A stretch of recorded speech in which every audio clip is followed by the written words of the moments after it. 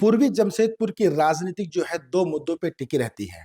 अक्सर देखा गया है कि पूर्वी जमशेदपुर में विधायक बनते आए हैं वो 86 बस्ती और केबल कंपनी को लेकर के ही राजनीति करके आगे आए हैं। 5 बार विधायक रहे रघुवर दास जी, उससे पहले दीनानाथ पांडे। एक तरह से ये भी देखा जाए तो पूर्वी जमशेदपुर की सीट पे बीजेपी और रघुवर दास जी का दबदबा रहा है। इस बार जो है रघुवर दास जी की बहू जो है पूर्णिमा दास को बीजेपी ने मैदान में उतारा है। वहीं दूसरी तरफ जमशेदपुर से सांसद रहे डॉक्टर अजय जो है पूर्वी जमशेदपुर के लिए प्रबल दावेदार माने जा रहे हैं। ये कितने बड़े दावेदार हैं, ये हमारे साथ है, इनसे समझने का प्रयास करते हैं कि क्या कुछ इनकी अपनी तैयारियां हैं। और सर दूसरी एक बात और जानेंगे आपसे कि तैयारी तो आपकी अपनी होगी, लेकिन पहला सवाल यही रहेगा कि सांसद के बाद फिर विधायक के रास्ते क्यों? नहीं, क्योंकि देखिए एक चीज है, कांग्रेस पार्टी चाह रही थी और जनता का डिमांड था कि झारखंड में रह करके सबकी सेवा करें। क्योंकि देखिए असली में सांसद तो क्षेत्र बड़ा होता है और वो पार्लियामेंट में दिल्ली में रह करके, लेकिन अगर आप विधायक रहेंगे तो आपका जो धरातल पर जो काम होगा। और जमशेदपुर के जनता को मैंने जो है एसपी के दिन से सांसद रहकर भी आपने देखा, मेरा सेवा देखा है।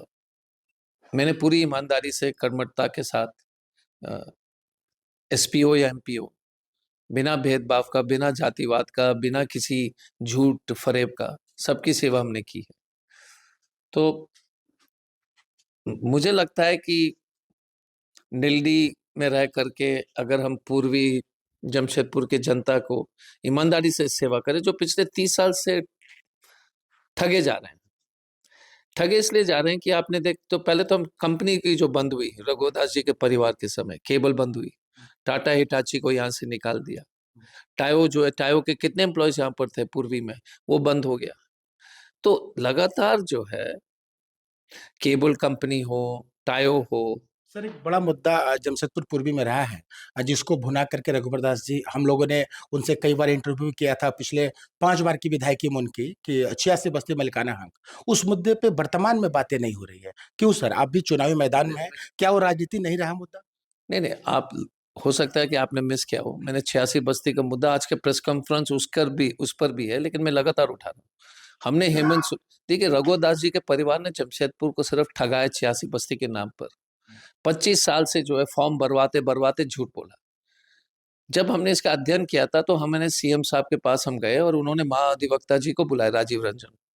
ये सिर्फ जमशेदपुर की समस्या नहीं है, ये बोकारो की है, धनबाद की है, जहां पर खतियानी जमीन नहीं है। रांची के एचईसी ध्रुवा वुवा इलाके में सब है, वहां पर रजिस्ट्री नहीं होती है। ये तो उसके लिए कानून लाने की आवश्यकता है। वो कानून हेमंत सोरेन जी ने आश्वासन दिया कि जब सरकार आएगी तो वो कानून बनाएगा जो पूरा झारखंड के लिए लागू होगा। जैसे हजारीबाग का कोयला क्षेत्र है, वेस्ट बोकारो है जो टाटा स्टील के, उस इलाके में काफी जो है लोग मकान बना कर रखे हैं। ठीक है, तो ये जामाडोबा जो माइंस है धनबाद में, वहां पर खतियानी जमीन कोई नहीं है क्योंकि लीज्ड एरिया। तो पूरे झारखंड में एक कानून पारित होगा जो बिना खतियानी जमीन को किस तरह से मालिकाना देना है उसका कानून पारित करके फिर हम जो है, ताकि किसी को इस तरह का भेद, कट ऑफ ईयर होगा जो भी होगा, उस तरह से क्या होगा कि किसी को कोई तरह से तकलीफ नहीं होगी। और ये कारगर कानून होगा, ये झूठ सच वाला नहीं है, फॉर्म भरवाना नहीं है। कौन फॉर्म भरवाता है मालिकाना? ये भाजपा, इनके परिवार ने, हमें सिर्फ यही अफसोस है। अब ये अपने बहू के नाम पर वोट मांग रहे हैं कि बोलिएगा कि हमने 25 साल आपको ठगा, अब 5 साल और ठगने के लिए मौका दीजिए। ये कोई बात हुई क्या? इसी पे सवाल है सर। सर डॉक्टर साहब, आपको लोग जो लोगों से हमारी बात हो रही है, लोग बोल रहे हैं कि डॉक्टर साहब अच्छे कद के व्यक्ति हैं, अच्छे विचार वाले हैं, सच्चे व्यक्ति हैं। तो ये सच्चा व्यक्ति जमशेदपुर पूर्वी विधानसभा में अपने आप को कहाँ फिट देखता है और पूर्णिमा दास जी को कैसे देखते हैं? देखिए, मैंने तो रघुदास जी के परिवार के लोग का एक इंटरव्यू देखा था। उन्होंने कहा कि जमशेदपुर एक राज्य है। इसका मतलब है कि एग्री को राजधानी है और रघुवर जी का घर राजभवन है। ये राज ही समझते हैं सब चीज, अपने राज चलेगा, परिवारवाद चलेगा, राज ही चलेगा, राज ही चलेगा।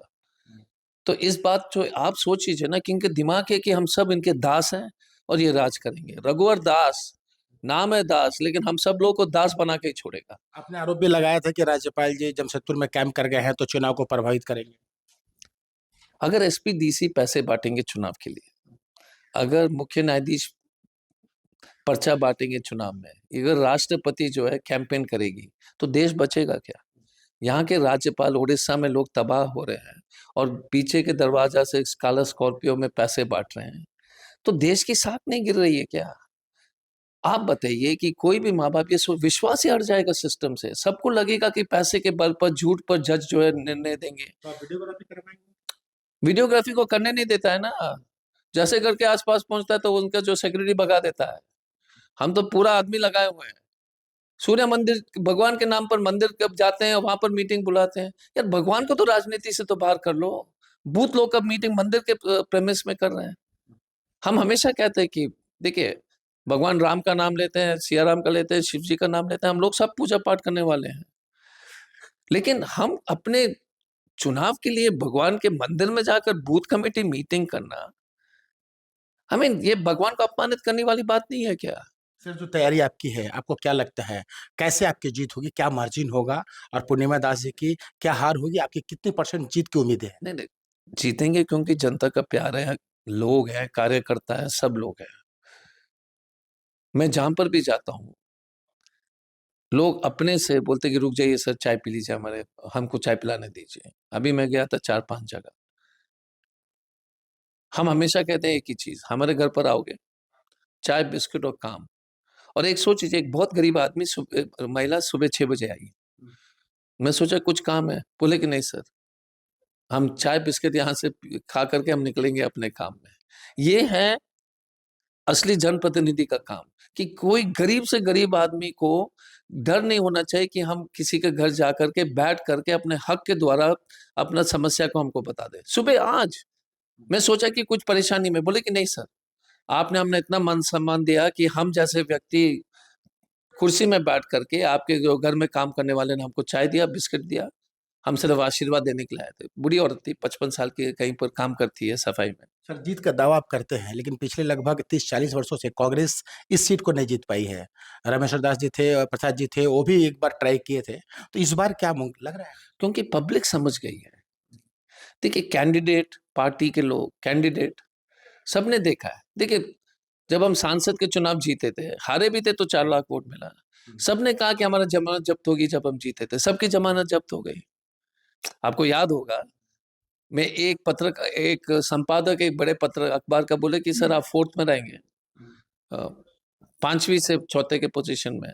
उस चुनाव में तो सबका जमानत जब्त हो गया, प्रदेश अध्यक्ष का जमानत जब्त हुआ, आपको याद होगा भाजपा।